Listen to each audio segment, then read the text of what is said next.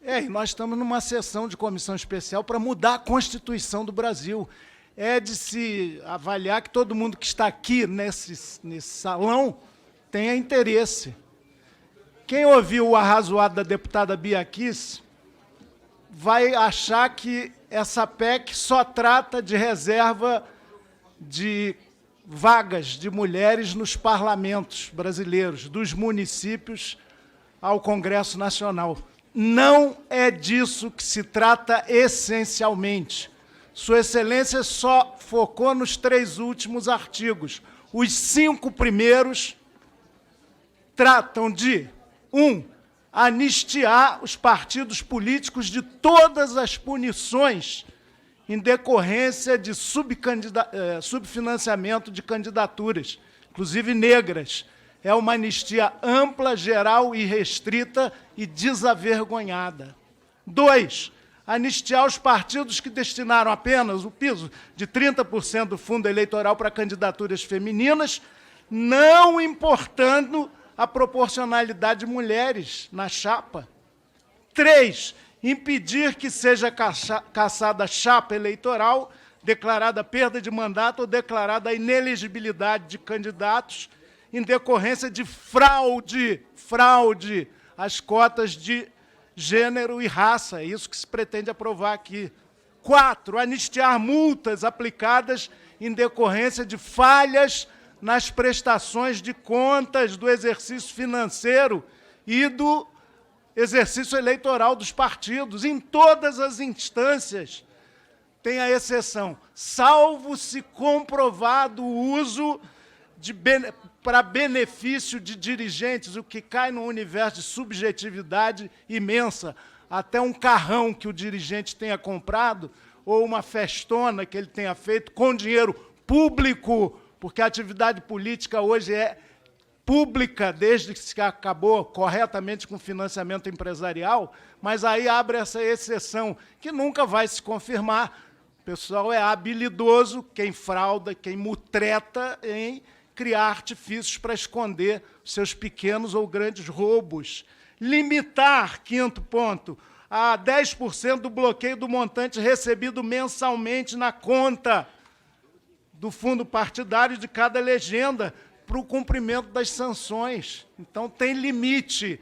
O gasto, a gastança, a malversação é ilimitada. O céu ou o inferno é o limite. Mas, para pagamento de sanções futuras, porque o passado, até a homologação dessa PEC, será tudo anistiado, mas já está fazendo um ponto futuro de limite do pagamento de multas. Fixar, 6º ponto, em 20% o financiamento para candidaturas negras, Frei Davi, destruindo o critério proporcional fixado pelo STF. Aliás, ação movida pelo PSOL. 7º ponto, e aí entra a grande cortina de fumaça, o biombo, aquilo que eu qualifico como dar carona e assaltar a pessoa de boa vontade que animadamente pegou essa carona. A reserva de vagas para mulheres. Importantíssimo. O pessoal defende, apoia. Agora, quem discutiu isso?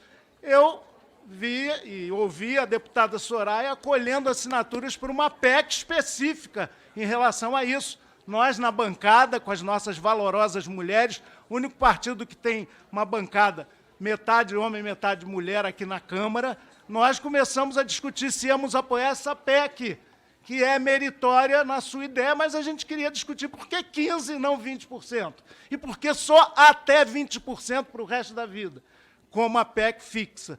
Pois ela apareceu embutida aqui, para livrar a cara da anistia e para dar um biombo, uma cortina de fumaça generosa, meritória, a uma PEC que é essencialmente ruim e contra o interesse público, além de inconstitucional, aliás.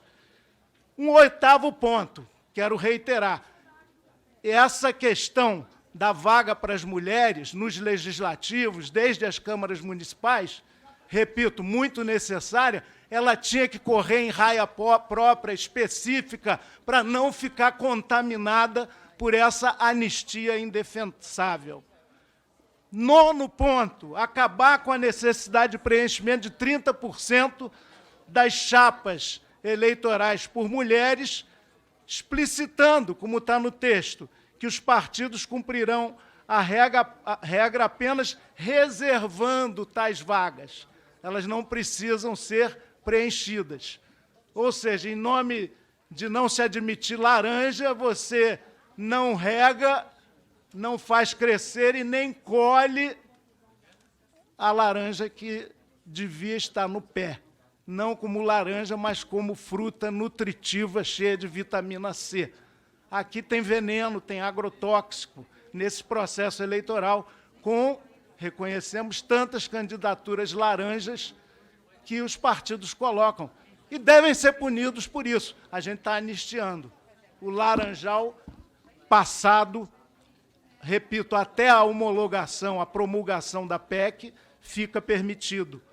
E o 10º ponto, cria-se regras de substituição de candidatos do sexo masculino por candidatas do sexo feminino no âmbito interno de cada partido para a obtenção dos percentuais mínimos estabelecidos para as cadeiras femininas. Ou seja, mesmo esse aspecto virtuoso da reserva de vaga para mulheres, que é um aspecto secundário dessa emenda constitucional, que apareceu de repente aqui, de ontem para hoje, literalmente, e que, dizem, está gerando algum desconforto por aí, porque, afinal, o machismo, o patriarcalismo é grande nesse país. Então, que talvez até levasse alguns a não querer votar a PEC hoje, derrubar o nosso pedido de adiamento de pauta, de retirada de pauta. Mas talvez não queiram votar porque há reclamação de prefeitos ou vereadores ou forças políticas locais, coronelistas, oligárquicas, que dizem, não, 15% de mulheres nas câmaras municipais já para o ano que vem, impossível. Ué, vamos assumir, vamos colocar 20%, aliás, se for a proporção de homens e mulheres na sociedade brasileira, tinha que ser legislativo paritário, como é em muitos países do mundo. Isso não é nada revolucionário, isso é igualitário, é decente e é democrático. Mas não. Aqui no Brasil, até a virtude pode se tornar um vício, como é o caso de ter se embutido aqui, isso que eu não chamo de cavalo de Troia, é um burrinho capenga de Troia dentro da emenda constitucional da anistia, do perdão a todas as dívidas dos partidos. Tanta gente se elegeu, deputado André, com o discurso correto da moralidade pública. E agora há uma ampla coalizão de partidos aqui para dizer, não, não é bem assim, não podemos ser tão rigorosos, como aconteceu, aliás, semana passada. Eu li ontem à noite, deputada Gleisi, um artigo fantástico de uma pessoa ilibada, séria, com uma história de luta na esquerda irretocável, Raul Ponte, membro do Diretório Nacional do PT, lá do Rio Grande do Sul, Fernando.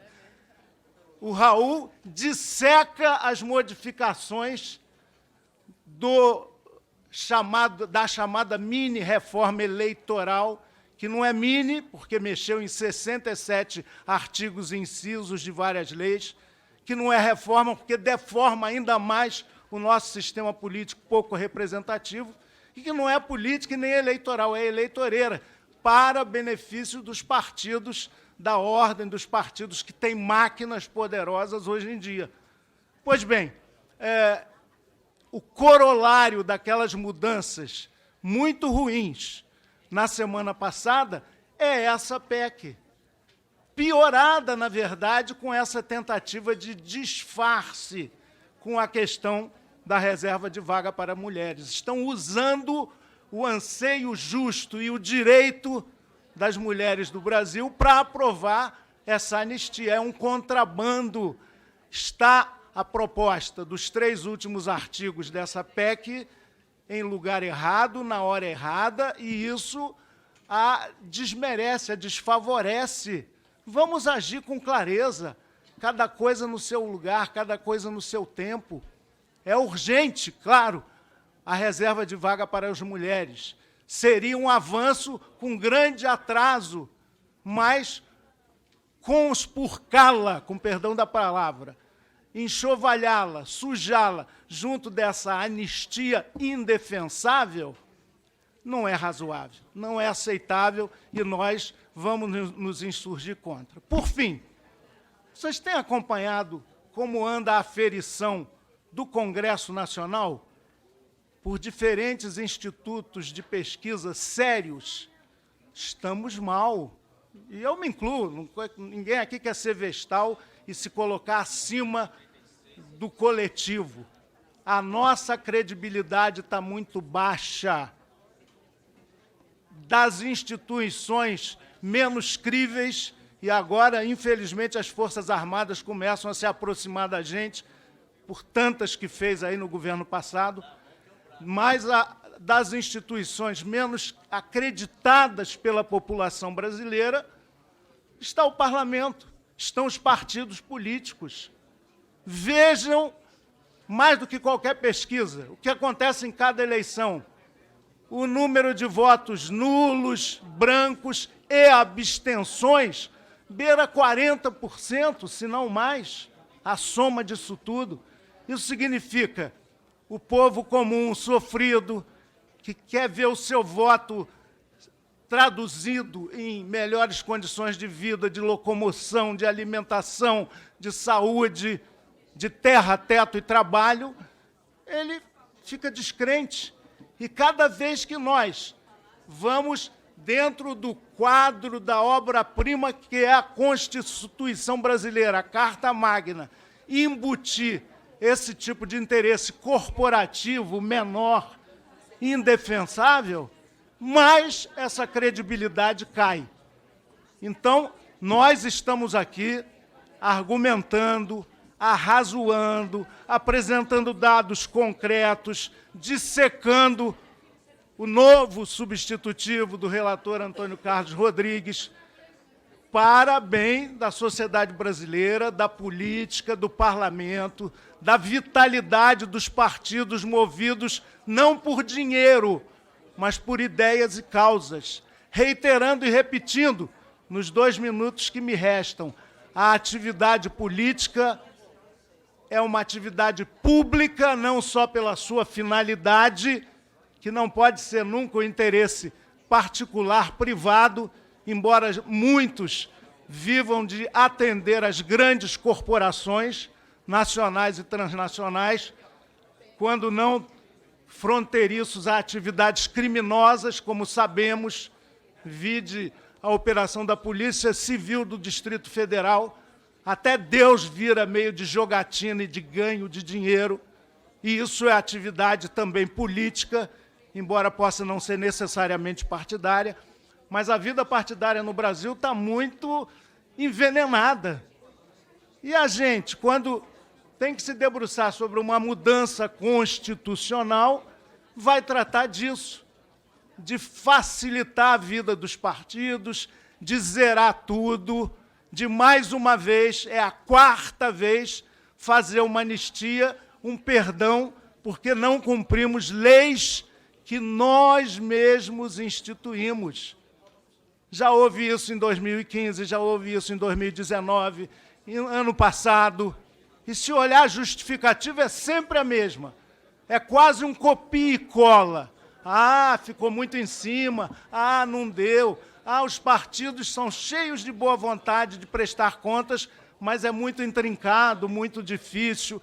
Atividade pública, financiamento público dos partidos e das eleições, que, aliás, querem aumentar.